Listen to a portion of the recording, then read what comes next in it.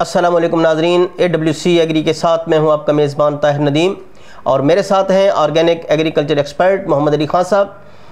नाजरीन, आज हम बात करेंगे लहसुन की काश्त के हवाले से। आइंदा माह सितंबर से लहसुन की काश्त शुरू होने वाली है और हम मोहम्मद अली खान साहब की रहनुमाई में ये जानना चाहेंगे कि हमारे काश्तकार भाई लहसुन की कौन सी इकसाम काश्त करें जो उनके लिए मुनाफा बख्श साबित हो सकें। अस्सलाम वालेकुम खान साहब। वालेकुम रहमतुल्लाह। खान साहब, लहसुन की काश्त होने वाली है तो सबसे पहले हमारे काश्तकारों की रहनुमाई कीजिए कि कौन सी किस्म लहसुन की काश्त करें, क्योंकि कुछ अर्सा कबल जो लहसुन G1 है इसका बड़ा ज़ोर शोर रहा और गलगला रहा, लेकिन वो मार्केट में उसको इतनी कामयाबी हासिल नहीं हुई। उस पर भी रोशनी डालें और इकसाम पर भी रोशनी डालें। लहसुन के हवाले से जहाँ तक देखा जाए, G1 ने मतलब कि शुरू में तो बहुत से लोगों ने इसे बहुत करोड़ों रुपए कमाए और कुछ लोग कंगाल भी हो गए, कुछ लोगों ने खुदकुशियाँ कर ली। तो इसमें मतलब है कि कुछ लोग बहुत ज़्यादा इसमें फ़ायदा उठा गए, कुछ बहुत ज़्यादा नुकसान में चले गए। तो मेरी जो गरोर हज़ार से गुजारिश है वो यही होती है कि वो भेड़ चाल का हिस्सा ना बने और मार्केट की सूरत हाल को देखते हुए, फ्यूचर प्लानिंग करते हुए, तमाम मामलात को, पहलुओं को गौर मद्देनज़र रखते हुए इस चीज़ का फ़ैसला क्या करें कि हमने कौन सी चीज़ कितनी मिकदार में काश्त करनी है। G1 के हवाले से तो आप कहते हैं कि G1 का इसका अगरचे इसकी जो है पैदावारी सलाहियत ज़्यादा है, फिर भी ये अभी भी जो है एक मुनाफा बख्श फसल है और इसको अगर काश्त करें तो आपको अच्छा खासा प्रॉफिट मिल सकता है। लेकिन ये कि आप मेरी फार्मर गुज़रों से यही गुजारिश है कि आप तमाम अक़साम के कुछ ना कुछ मतलब है कि इसमें आप जो फार्मर्स लहसुन के ग्रोवर हैं वो तमाम वैरायटीज़ जो हैं इस वक्त अवेलेबल हैं, सबको कुछ ना कुछ ज़रूर काश्त करें। एक वैरायटी का इंतखाब ना करें। मार्केट में ये चाइना का लहसुन आता है, उससे भी आप ग्रो कर सकते हैं। गुलाबी लहसुन है, देसी लहसुन है, कुछ वैरायटी इंडियन भी आई हुई हैं, वो भी काश्त कर सकते हैं। तो इसके बाद ये कि आप जो मार्केट में हमारी जो गैर यकीनी सूरत जो होती है, इसकी वजह से हमें काफ़ी सारे नुकसान का सामना करना पड़ता है। तो इसमें हमारी कोशिश यही हो कि हम भेड़ चाल का हिस्सा ना बनें और मार्केट ज़रूरत के मुताबिक ही इनको काश्त करें।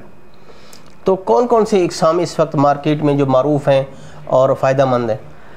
देखिए, देसी लहसुन तो है, मतलब कि वो तो चल रहा है, वो लोग पसंद भी करते हैं, इसकी खुशबू है, इसका अरोमा है, वो मतलब है कि बहुत अच्छा होता है। और पिंक जो गुलाबी लहसुन है उसकी भी अच्छी खासी मार्केट है।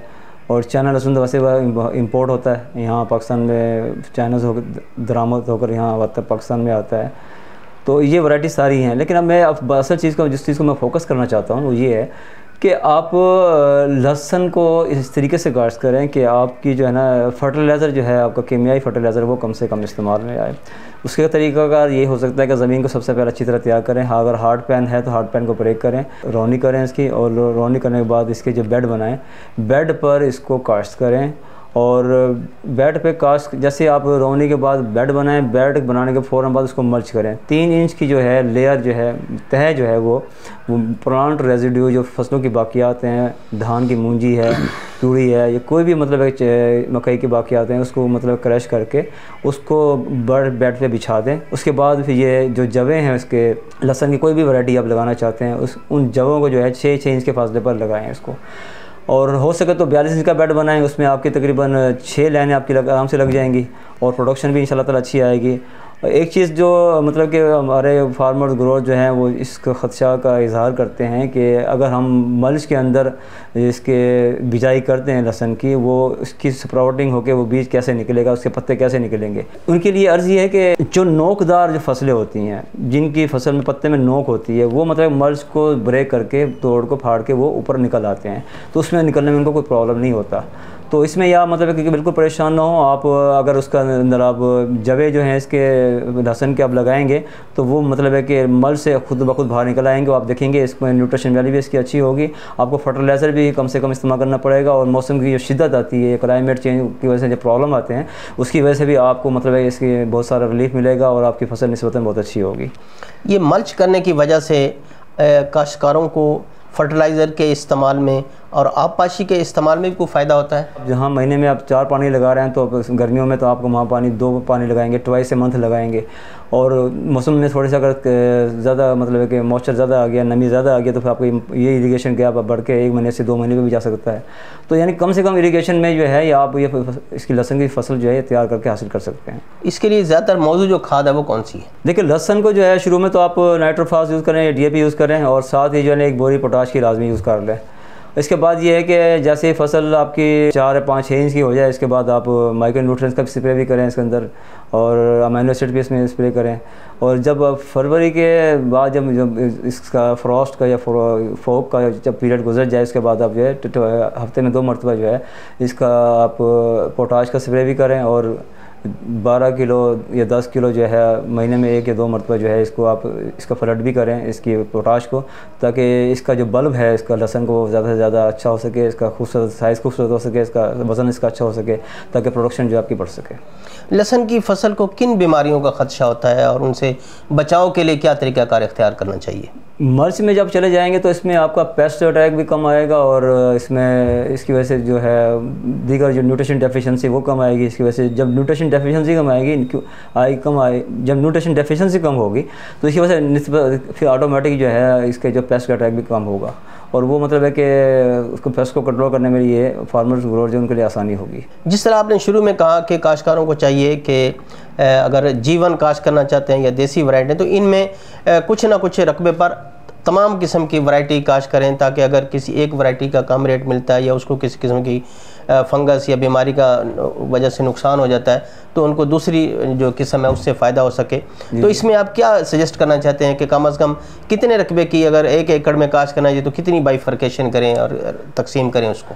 देखिए, इसमें 1 एकड़ में 2 या 3 वैरायटी लाजमी काश्त करें ना, ताकि यह कि इसमें आपको मतलब है कि मार्केट का जो कहते हैं कि जो प्रॉब्लम आते हैं, ये परेशानी तो कम से कम हो सकें आपकी। लहसुन की मार्केट वैल्यू तो ठीक ही रहती है सारा साल, बल्कि ये हार्ड किस्म की मतलब ये वैरायटी है जो मार्केट में फ़रोख्त होती है। तो क्या आप समझते हैं कि काश्तकारों के लिए इसमें क्या पोटेंशियल है?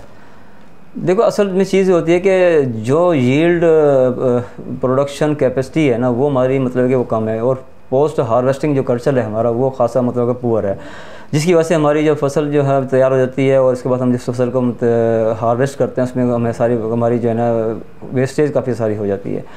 तो इसमें इन चीज़ों को मतलब रखा जाए कि प्रॉपर तरीके से, जिस तरह मशीनें उसके दस्तियाब हैं, अगर आपके पास नहीं है तो किराए पे मशीनें आराम से मिल जाती हैं, उनको मशीनें हायर करके इस पर आप प्रॉपर तरीके से इसको हार्वेस्ट करें।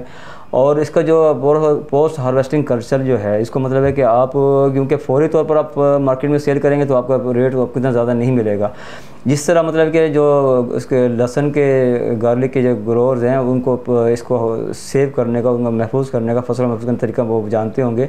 इनको मतलब हवादार कमरे के अंदर इसको हैंग किया जाता है, लटकाया जाता है, ताकि उसका वो मतलब हवादार भी रहे, और वो मतलब है कि अगर थोड़ा सा जब मार्केट में रेट अच्छा हो जाए तो उसको मार्केट में जाके इसको सेल कर सके। बहुत बहुत शुक्रिया खान साहब। नाजरीन, आपने लहसुन की काश्त के हवाले से मोहम्मद अली खान साहब की बातें सुनी। नाजरीन, इसमें कोई शक नहीं कि ज़राअत अब बहुत साइंसी बुनियादों पर चली गई है। हमारे काश्तकार भाइयों को चाहिए कि वो लहसुन की काश्त करते हुए मुख्तलिफ़ वैराइटीज़ को काश्त करें, और इसके अलावा फसल को बेड पर काश्त करें और उसकी मल्चिंग करें, ताकि उनको फसल की आपाशी करते हुए और उनकी फर्टिलाइज़र के इस्तेमाल में खातिर खा मुनाफा हो सके और उनकी पैदावार भी भरपूर हो। तो आज तक के लिए इतना ही। आइंदा सेगमेंट तक अपने मेज़बान ताहिर नदीम को दीजिए इजाज़त। अल्लाह निगहबान।